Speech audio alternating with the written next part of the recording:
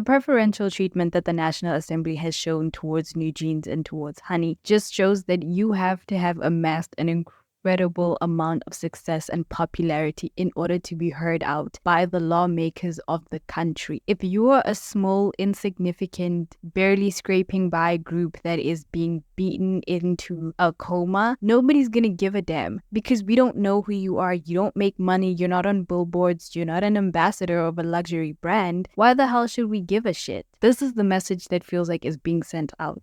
Hello, I'm Kpop World and welcome to my channel. So we are reaching the end of the year. Finally, the festive season is around. Depending on when I post this, Merry Christmas and Happy Holidays to everyone. Now, even though we are nearing the end of the year and we're supposed to be having really wonderful holidays, it seems in K-pop, nothing is ever just rainbows and sunshine. So not so long ago, a story came out that Gaeun from the rookie group Maiden was sexually assaulted by her CEO. And it doesn't seem like this man is going to jail anytime soon. We haven't seen any movement on the company side to get rid of him. If anything, it seems he is still working in a CEO capacity with the other members of Maiden. Now, the whole story with Guion is actually very sad and is probably happening more in K-pop than we even realize. But I think what's even worse is the lack of attention and the lack of support from the big media companies and from the government altogether. And I say this because, as you know, when Honey came out with her issue saying that,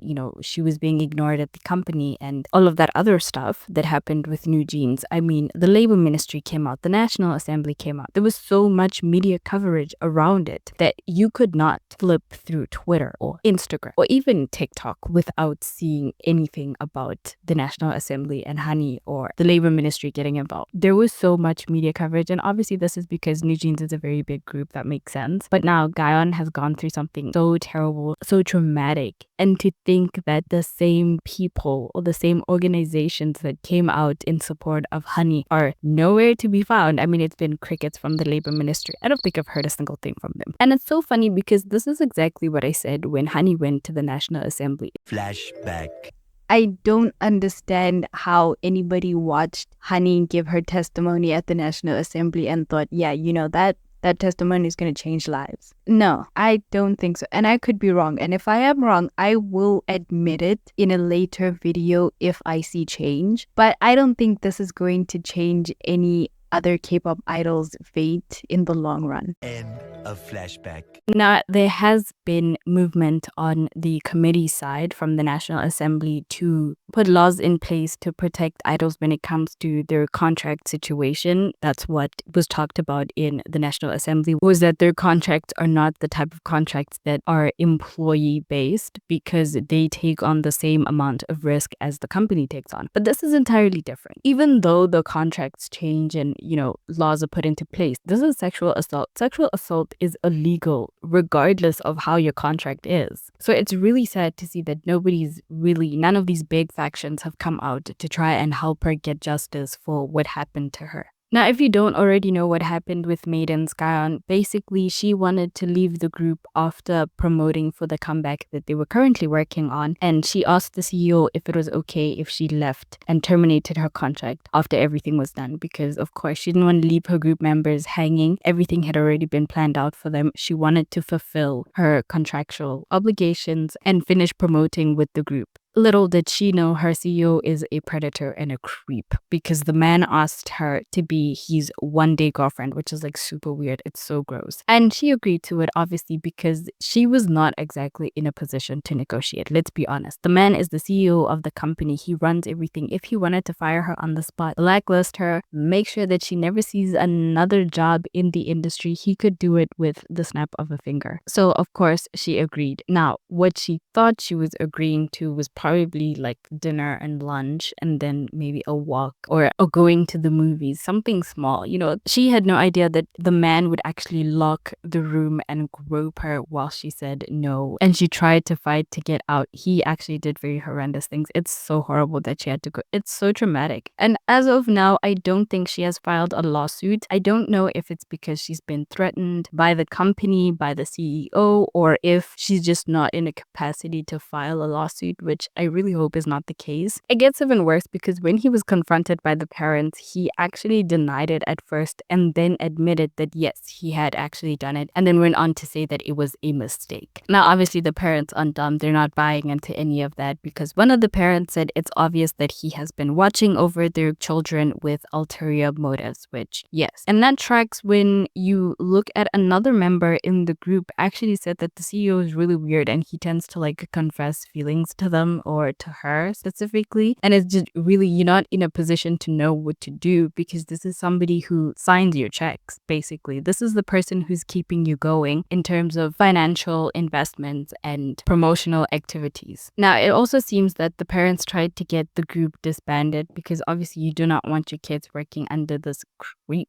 But the company assured that the CEO would not be working in close proximity to the group, which was a lie, because just a couple of days later, the CEO of the company was seen watching the practice of the performance that the girls were going to give. Not only that, but he was also apparently traveling with them. Now, Guion has since been removed from the group. The group will go on without her. She has been kicked out of the group without explanation, without an apology, and without justice. Now, although she is receiving a lot of support in the eyes of the public generally, I think if you're into K-pop, you know that this just means that she's joining a very long list of girls and boys who have been taken advantage of. And though they're receiving support right now, this will all blow over and it's kind of going to become something that's like forgotten and then brought up later on. But I really hope this girl gets justice because we have seen groups like Omega X get justice for things that they went through. Now, I wish that was the only case of mistreatment that has come out in the later part of this year, but it seems that Vcha's KG has also come out and sued JYP Entertainment for mistreatment. Now, her lawsuit has claims such as child labor, exploitation, child neglect and abuse, and unfair business practices, to name a few. Now, it seems that KG's lawsuit is a very standard K-pop dispute. It's stuff that we see all the time, which is overworked and underpaid, because it seems that she was made to do a certain move over and over again by their performance director or by the choreographer. I'm not really sure which one it was, but she had to do the move and she was not allowed to drink water, even when the other girls were allowed to drink water, and she did it until she actually tore her shoulder tendon. And even after she tore her shoulder tendon, and she was taken to the hospital and the doctor advised that she rest for the next couple of days, she still was made to work and to dance and perform through her injury. It seems that despite being in a rookie group, she has accumulated a massive amount of debt with JYP Entertainment because it seems they have been put in a luxury apartment that they cannot afford with the salary that they are currently on. Obviously, JYP is paying for everything, but they do have to pay back the company for all of the expenses, and it seems this is way above anything she could pay at her age. I mean, she would have to work a lifetime to be able to pay back JYP, and it doesn't help that while you're trying to pay them back, you are accumulating more debt. It's actually ridiculous. It seems JYP Entertainment has not been open and honest with how much profit the group is making, so the group doesn't actually know how much money they're making. They don't know how much they are supposed to be getting and how much they're paying back to the company. All they know is that they get a salary of $500. Now, there is a lot more in KG's case where the mistreatment and the abuse really is entirely too much. And just looking at it without really going into details, most people would say, well, that's the K-pop standard. That's the norm. And I absolutely hate that this has become the norm, or this has always been the norm, and it hasn't changed in decades of K-pop. Even with how K-pop has revolutionized and how it has evolved,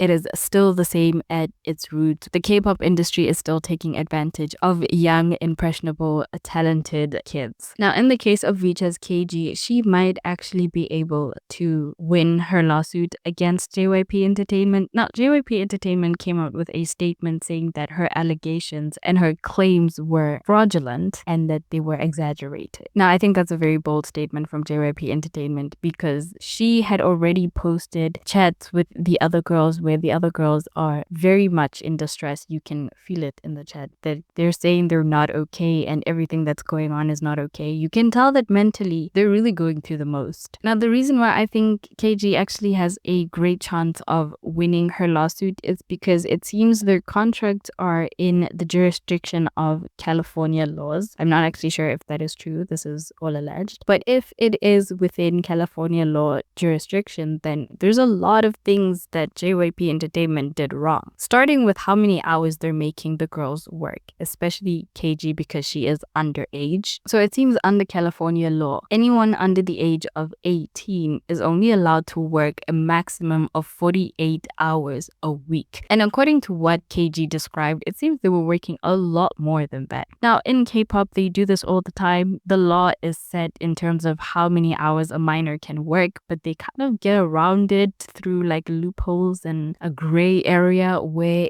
we don't work you overtime. So you don't get paid for overtime. You are here at the studio voluntarily, if you know what link, my eye twitching kind of voluntarily. So you are asked to stay, but if the right people were to come asking, we would just say you were here voluntarily because you didn't want to mess up the next day or you wanted to stay and practice more. It's really just so terrible. Like, I actually hate how companies do that. It's the same with diets. Companies are technically legally not allowed to force idols into very restrictive diets, but they get around it by making it seem like the idols are volunteering to go into these very restrictive diets because they want to look better for their fans, which is like, give me a break. That is probably not true. You are closing them out of the cafeteria and probably keeping all the food under lock and key. So with KG's lawsuit being handled in a court of law in California, I'm really hoping that she manages to leave her contract and leave JYP Entertainment without having to pay the ridiculous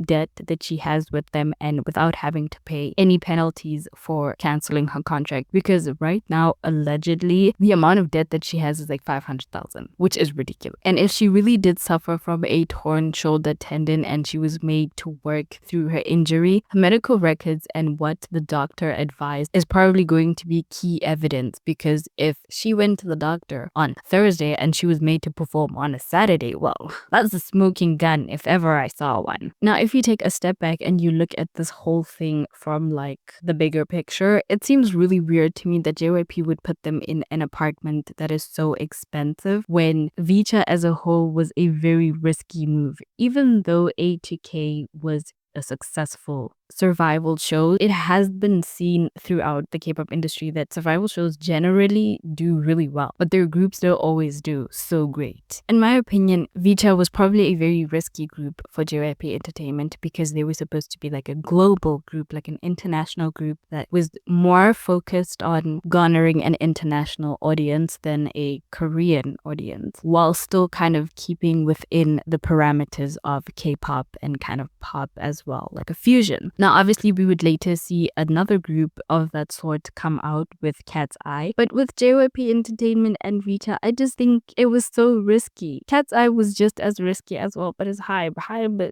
they're gonna make it happen. They're gonna make it work. And they did. I think Cat's Eye is really popular and they are actually doing pretty well. So this whole situation with them being put in an expensive apartment and them having to live a very expensive lifestyle to try and attract more fans seems like very fishy business from JYP Entertainment. I don't want to lie to you. I mean, this reeks of entrapment, because now you have trapped the girls in a contract where their debt seems to be a lot more than the profit that they are bringing in. It seems once again we are left with K-pop idols who have come out with their stories that are incredibly saddening. The mistreatment and abuse that they've had to go through is incredibly traumatic, and yet no big factions, no government committees have come out to help them find justice. Yet again, they are left to their own devices. They have to go get their own lawyers and figure it out themselves. And it's funny because I said this when Honey went to the National Assembly. I said it's clear the message that the National Assembly is sending to K-pop idols, and that is, if you don't make lots of money, if you you are not on a bunch of billboards, if you do not sell millions of copies of albums, if you aren't sponsored by luxury brands and come from a big company, nobody cares. Genuinely, they do not give a shit. They did what they did because it made them look good in the public at the time. It helped hide probably other situations because nobody really cared about the other stuff. Everyone was too focused on Honey being at the National Assembly, which it's not her fault. She did what she went there to do, but also in being given a big platform that she had been given to speak out about abuse in the industry, she basically did not take that opportunity. She went on to talk about her own experience, which when compared to this seems very minor. I hate to say it. Come on, let's be honest. When compared to what other groups are clearly going through, that seems very minor.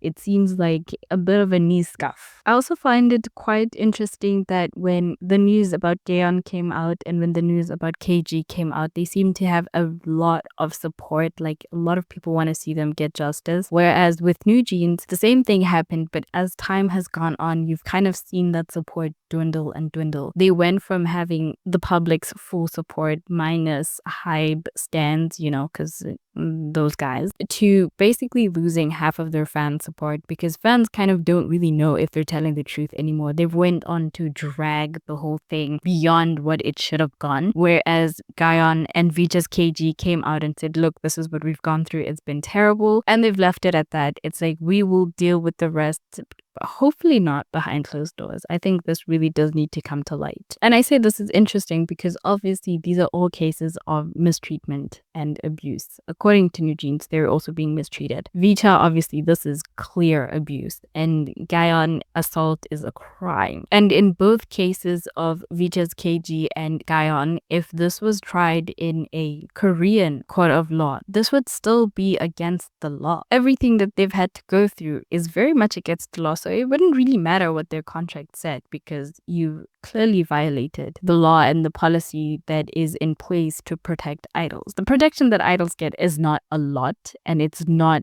the best, but it's definitely there. And in both cases of KG and Gaeun, the law has definitely been violated. I really do hope they get justice for both of their cases. But these are just my opinions and you're free to share yours with me in the comment section. Thank you for listening and happy holidays. Subscribe, hit the thumbs up. Until the next dance of K-pop. Goodbye.